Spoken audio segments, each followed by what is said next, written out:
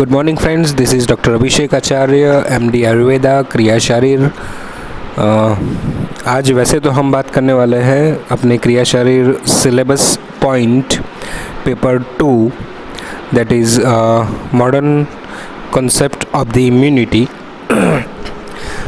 और अभी जैसे कि इम्यूनिटी के बारे में ऑलरेडी कई सारी चर्चाएं चल रही है, बिकॉज़ अभी जो मैं ये लेक्चर रिकॉर्ड कर रहा हूँ, the COVID pandemic is going on all over the world, or almost 60 lakhs of the patients of the corona virus positive cases are there। और इंडिया में भी अभी आज की तारीख में मैं गिनूँ तो 2,05,000 के करीब केसेस हो चुके हैं। तो अभी के सिनारियो में ऑलमोस्ट अभी जो लॉकडाउन चल रहा है उसके ऑलमोस्ट 3 महीने से हम अगर देखें तो आपको इम्यूनिटी के बारे में जानने की बहुत ज़्यादा आपने कोशिश भी की होगी खुद ने, यानी कि जो भी अगर ये कोई लेक्चर लेमैन भी सुन रहा है यानी कि नॉन मेडिको भी सुन रहा है तो इसको भी पता चले कि कैसे इम्यूनिटी जो है वो एक्चुअली वर्क करती है। और आयुर्वेद में भी इम्यूनिटी का कॉन्सेप्ट कैसे दिया हुआ है हम थोड़ा बहुत इससे कोरिलेट करके देखेंगे। तो फर्स्ट थिंग जो एक तो वेरी बेसिक कोई भी अगर टॉपिक हम शुरू करें तो फर्स्ट जो हमें जानना होता है दी वर्ड मीनिंग और दी definition of the particular point. Okay, तो इम्यूनिटी का मीनिंग क्या होगा? तो अगर हम लेमैन को किसी को पूछेंगे तो वो डायरेक्टली बता देगा कि यस, इम्यूनिटी यानी कि हमारी रोग प्रतिकारक शक्ति, यानी कि शरीर के अंदर कोई भी डिसीज़ पैदा हो रहा हो उसके सामने लड़ने की क्षमता। ओके, अगर हमारी रोग प्रतिकारक शक्ति अच्छी होगी तो डेफिनेटली जो डिसीज़ होने वाला है वो प्रिवेंट हो पाएंगे, और अगर हमारी रोग प्रतिकारक शक्ति अच्छी नहीं होगी तो डेफिनेटली जो हमारा रोग प्रतिकार करने की जो शक्ति, यानी कि we can say the defence mechanism of our body, वो डेफिनेटली कम होगा। ओके, तो ऐसे हम लेमैन लैंग्वेज के अंदर इसे समझ सकते हैं। Just like human body has a capacity to resist, okay, microorganisms or the toxins which can damage tissues or the organs. This capacity of the resistance is called as a immunity। अगर हम medically इसकी language में definition देखें तो, और यही same चीज़ जो है वो चरक संहिता के अंदर there is a वाद called as a, तो कहीं पे भी अगर वाद जो बोला जाता है, द वर्ड वाद, VAD, वाद का मीनिंग होता है द थियरी। तो एक थियरी है चरक संहिता के अंदर जो एक्सप्लेन किए हुए, दैट इज़ द स्वभाव उपरम वाद। ओके, ये जनरली ये जो वर्ड है इटसेल्फ और उसको समझना और उसको बहुत ही टेकन फॉर ग्रांटेड गिना जाता है आयुर्वेद के अंदर, मगर फिर भी हम आज इसकी कॉन्टेक्स्ट में देखने जाए तो उन्होंने क्लियरली बोला है। हाँ, यहाँ पे जो मैंने अभी जस्ट इम्यूनिटी की डेफिनेशन बोली, जैसे कि मैं अभी रिपीट कर रहा हूँ, जो रेजिस्ट करता है माइक्रो ऑर्गेनिज्म और द टॉक्सिन्स को, okay, and which can damage tissues और द ऑर्गन, जो ऑर्गेनिज्म आएंगे या टॉक्सिन्स आएंगे वो डैमेज कर सकते हैं टिश्यू और ऑर्गन। तो this capacity of the resistance is called as immunity. Okay, तो स्वभाव उपरमवाद में भी उन्होंने कहा है कि हमारा शरीर स्वभाव से ही यानी ऑटोमेटिकली ये सारी चीज़ों को रेजिस्ट करता है और हीलिंग प्रोसेस को बढ़ाता है। ओके, कोई भी अगर डिसीज़ हो रहा हो या तो हेल्थ के लिए जो टिश्यू फॉर्मेशन जो हो रहा होगा वो ऑटोमेटिकली स्वभाव से ही उसका रीजनरेशन होने वाला है। ओके, अगर आप उसे इंटरफियर नहीं करेंगे, ये थियरी बहुत ही अच्छी तरह से समझाती है कि अगर आप बॉडी और माइंड को इंटरफियर नहीं करेंगे तो वो अपना काम करना जानते हैं। Okay, this is the very simplistic way of the definition of स्वभाव परमवाद। ओके, और इम्यूनिटी में भी वैसा ही है। अगर आप इम्यूनिटी को अच्छी तरह से बनने दोगे या जन्म से ही उसको इंटरफियर करने की कोशिश नहीं करोगे इम्यूनिटी को, या तो बाय बिफोर बर्थ, यानी कि जब माता बच्चे को लेके 9 महीने तक रहती है गर्भ के अंदर, तो वो 9 महीने के दौरान भी अगर माता ने इंटरफियर नहीं करा होगा जो नेचुरली इम्यूनिटी बनने वाली है बच्चे में, तो डेफिनेटली वो स्वभाव से ही उसकी इम्यूनिटी अच्छी बन के आएगी बाहर, और वो इम्यून होके रहेगा नॉर्मली भी. ओके, तो this is called as immunity according to Ayurveda and the according to modern.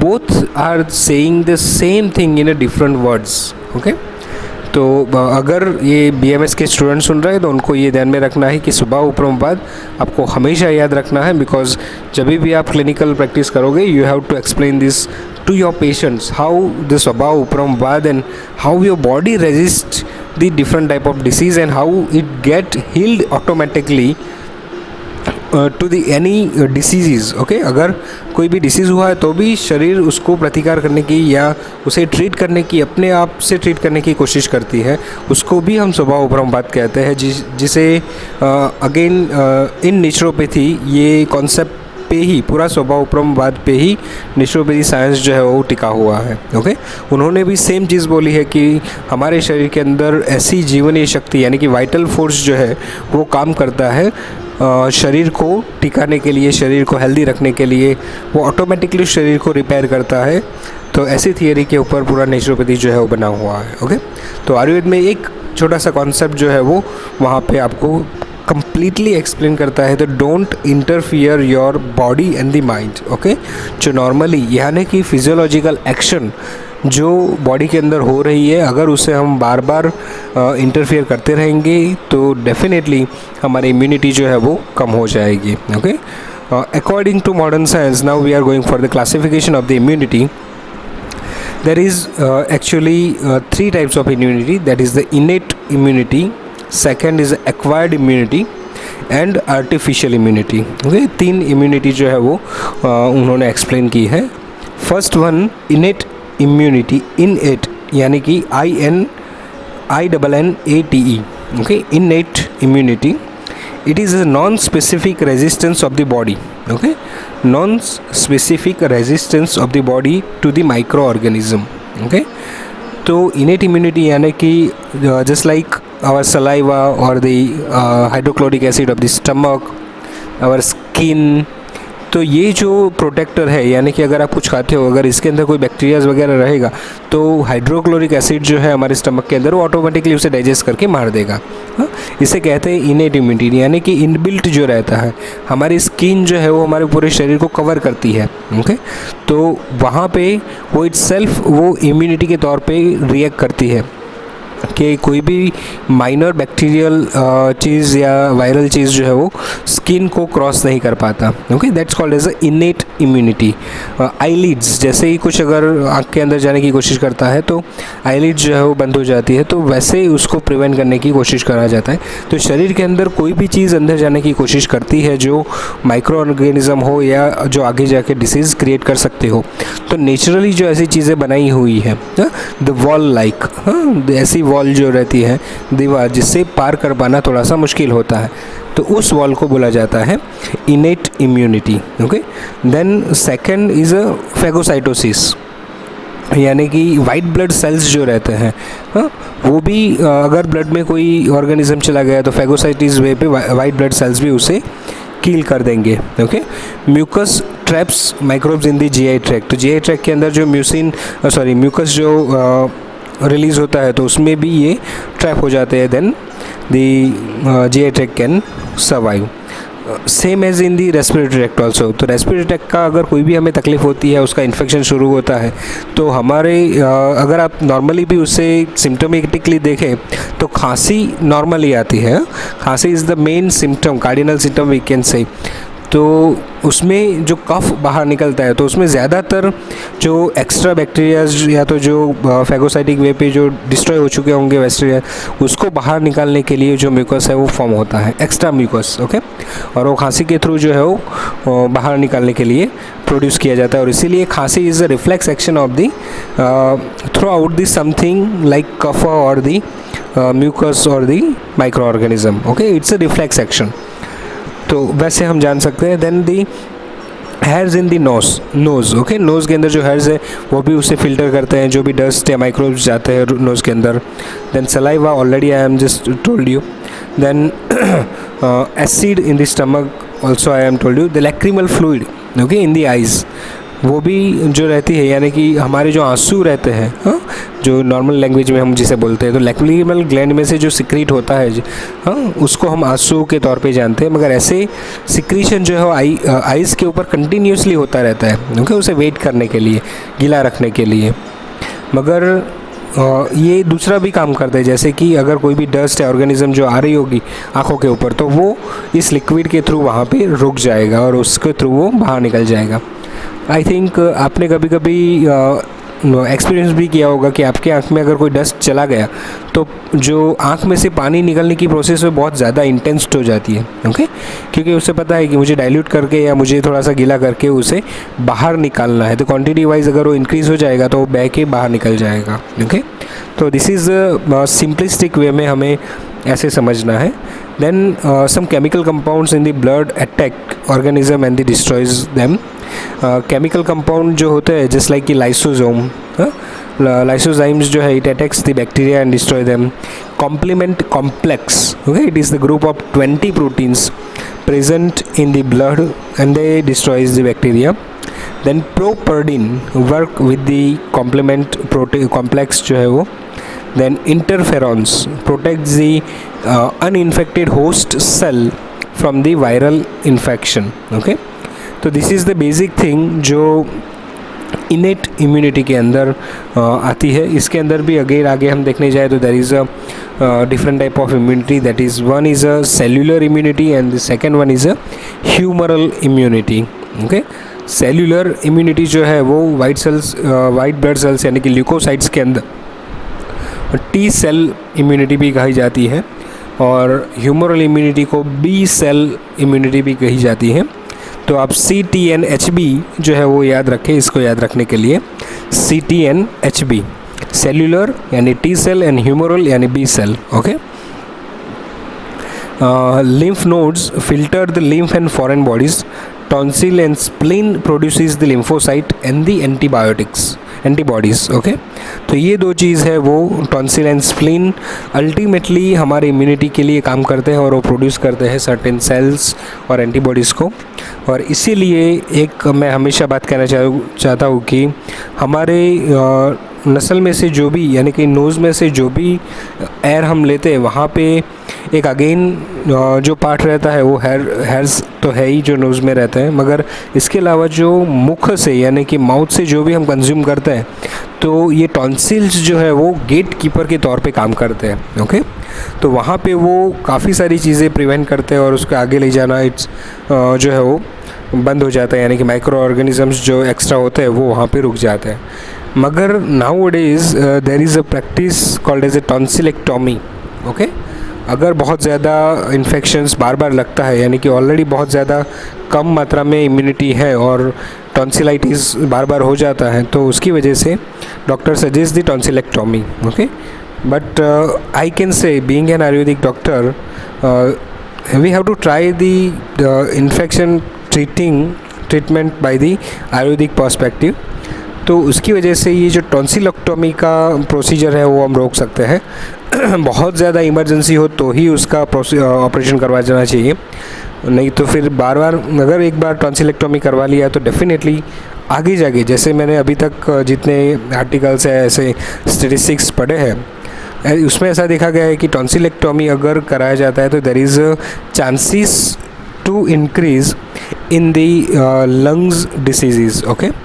यानी कि अपर रेस्पिरेटरी ट्रैक्ट जो है वो बहुत ज़्यादा कॉमनली होने लगता है। And the secondary the chronic way पे अस्थमेटिक अटैक्स यानी कि bronchial asthma is also can be happened, okay, in the future when tonsillectomy done, okay. तो एक बार टॉन्सिलेक्टॉमी हो जाने के बाद में there is a chance to increase the lung disease, okay.